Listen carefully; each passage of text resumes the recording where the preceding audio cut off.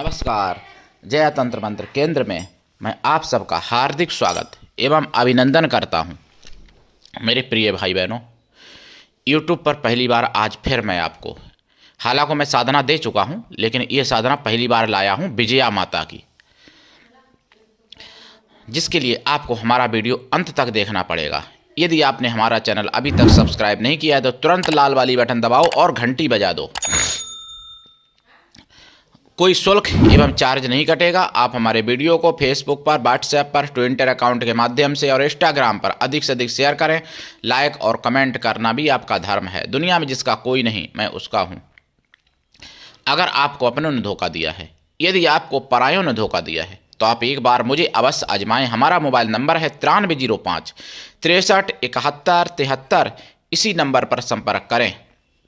हमसे बात करने का टाइम भारतीय टाइम के अनुसार दिन में दोपहर 12 बजे से 2 बजे के बीच का है। कोई इमरजेंसी या कोई पर्व होता है तो नंबर नहीं उठता है, जैसे नंबर हमेशा खुलता है 2 घंटे के लिए।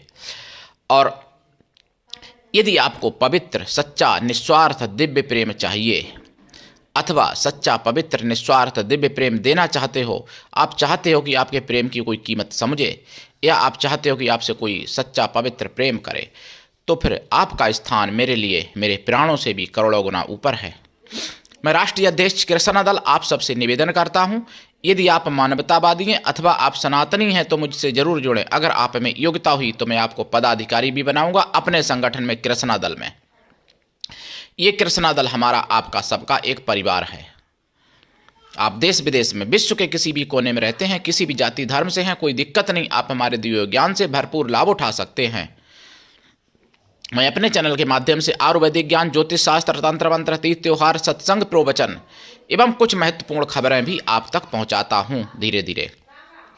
देखिए, जो विजया देवी की साधना मैं बताने जा रहा हूं, उनसे पहले मैं बता दूं, विजया देवी की, जो विजया देवी का मंदिर था विदिशा में, तो वो मुगल काल में तोड़ा गया था। और वहाँ पे बीजा मंडल नाम की, शायद क्या है, बीजा मंडल है क्या है वो, उसके नाम से मस्जिद बना दी गई है विदिशा में, मध्य प्रदेश में। ये विदिशा भोपाल के पास पड़ता है। ये जानकारी मुझे सुदर्शन चैनल पर मिली थी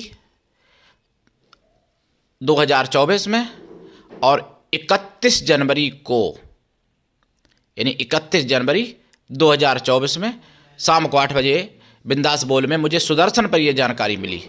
हालांकि मैं साधना पहले दे भी चुका हूं विजया माता की, और आज फिर दोबारा लाया हूं दूसरी साधना।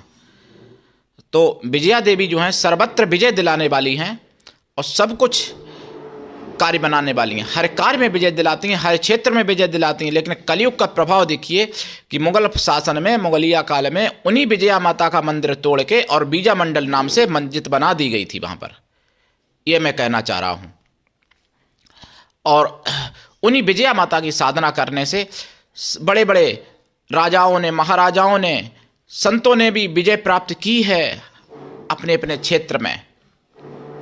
आज भी उनकी सत्ता है और हमेशा सत्ता रहेगी। वो तो, उनके बिना तो कुछ है ही नहीं। वो अपराजिता की एक शक्ति हैं, जैसे अपराजिता, जया, विजया, अजिता, ये शक्तियां होती हैं। तो उन्हीं विजया माता की साधना लाया हूं। उन्हीं विजया माता के बारे में बता दूं कि वो लक्ष्मी माता की सहेली भी हैं विजया, और गौरी माता की भी एक सहेली है, उनका भी नाम विजया है। जया विजया गौरी माता की भी सहेली है, और जया विजया नाम की शक्ति लक्ष्मी माता की भी सहेली है। और ऐसी विजया जिनकी कृपा से आप लक्ष्मी भी प्राप्त कर सकते हो, सौभाग्य भी प्राप्त कर सकते हो। और सर्वत्र विजय तो होता ही, उनके नाम में ही विजया है। वो विजय तो सर्वत्र प्राप्त करा ही देती हैं अपने साधक को, बिना प्रयास करे, इसमें कोई संशय नहीं है।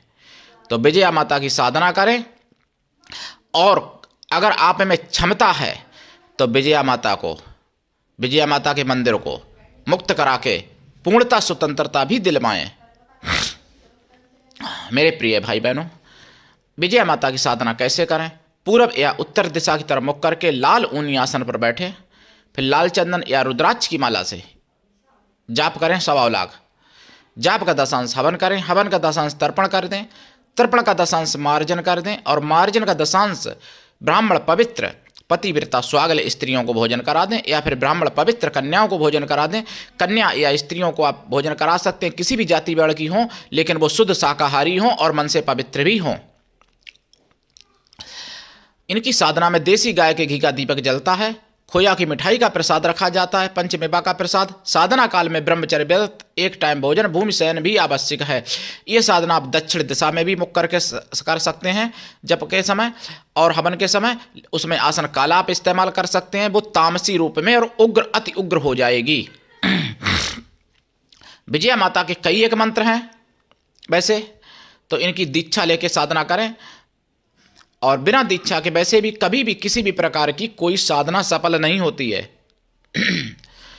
मैंने अपने गुरुजी से पूछा था कि गुरुजी मैं गुरु मंत्र ले लूँ, इसके बाद में फिर और मंत्र आपसे ना लूँ तो क्या जाप चलेगा? गुरुजी ने बोले कि देखिए, मंत्र में 100% मेहनत करने पर भी पूरा फल नहीं मिलता है जब तक गुरु से न लिया जाए, गुरु के मुख से न लिया जाए। और गुरु के मुख से मंत्र लेने पर 50% मंत्र में भी अगर त्रुटियां होती हैं, 50% मंत्र अगर ठीक होता है तब भी उसका 100% का फल मिल जाता है, पहली बात। दूसरी बात, मंत्र का संस्कार जो किए जाते हैं 16, उसमें पहला संस्कार है दीक्षा लेना मंत्र के, मतलब गुरु के द्वारा। तो इसलिए बिना दीक्षा के कभी भी किसी भी प्रकार की कोई साधना सफल नहीं होती है। कुछ लोग मूर्खतापूर्ण बात करते हैं कि मैं तो भगवान को गुरु बना लिया, हनुमान जी को या राम को या शिव को या कृष्ण को, तो ये भी नहीं चलता है। गुरु एक मनुष्य ही होना चाहिए। भगवान ने भी मानवीय गुरु ही बनाए थे। भगवान के तो शंकर जी खुद ही दर्शन करने आए थे साक्षात, चाहते तो बना सकते थे, लेकिन भगवान ने भी गुरु मानवीय बनाए थे। हम तो मूर्ति को पूजन करते हैं, तो मूर्ति को गुरु कैसे मान सकते हैं? भगवान तो बात करते नहीं है, मान लो गुरु रूप में। भगवान राम और कृष्ण के पास तो स्वयं शंकर जी आए थे, तब भी उन्होंने गुरु मानवीय ही बनाए थे। गुरु देहधारी मानवीय की ही आवश्यकता पड़ती है। अगर सच्चा ज्ञान चाहिए, साधनाओं में कामयाबी चाहिए, सफलता चाहिए, सिद्धियां चाहिए, तो गुरु मानवीय ही बनाना चाहिए। भगवान हो सकते हैं लेकिन गुरु नहीं हो सकते हैं। और गुरु का दर्जा भगवान से भी कई गुना ऊपर होता है। जो सतगुरु होता है, दीक्षा देता है, गुरु भी कई प्रकार के होते हैं। माता भी गुरु है, पिता भी गुरु है, जो पढ़ाता है वो भी गुरु है, जो कुल पुरेत होते हैं वो भी गुरु है। लेकिन सतगुरु वो एक होता है जो दीक्षा देता है। सतगुरु कभी बदलना नहीं चाहिए। सतगुरु जो बदलता है उसको करोड़ों गाय की हत्या के समान पाप लगता है। सतगुरु एक होता है। गुरु तो 1000 भी हो सकते हैं, लेकिन सतगुरु एक ही होता है। मैं जिसको भी दीक्षा देता हूँ सतगुरु के रूप में मैं देता हूँ, और दीक्षा निःशुल्क देता हूँ। गुरु ऐसा होना चाहिए, शिष्य से कुछ भी ना ले, शिष्य ऐसा होना चाहिए गुरु को सब कुछ दे, तो कल्याण दोनों को होता है। हालांकि मैं तो कुछ भी नहीं लेता हूँ शिष्यों से। फिर बता दूँ, तो विजया माता की साधना करें और लाभ उठाएं। विजया माता की साधना में आप अगर लाल वस्त्र पहनते हैं अपने भी, तो अति उत्तम होंगे। और अगर दक्षिण दिशा में मुख करके जाप करते हैं, काले वस्त्र अगर आप पहनते हैं तो काला आसन होगा, तो वस्त्र भी काले ही पहने। विजया माता की साधना सफ़ेद वस्त्रों में नहीं होती है, पीले वस्त्र भी पहन सकते हैं, आसन पीला भी कर सकते हैं, उसमें दिशा फिर उत्तर ही रहेगी केवल अकेली। तो ये सारी जानकारियां आप समझ लीजिएगा। साधना शुभ काल में शुभ मुहूर्त में प्रारंभ करनी चाहिए, और अगर जय या विजय योग हो उसमें अगर ये साधना शुरू करें विजया माता की, तो सर्वोत्तम होगा। आज के लिए इतना ही। धन्यवाद। जय श्री राम। जय विजया माता की।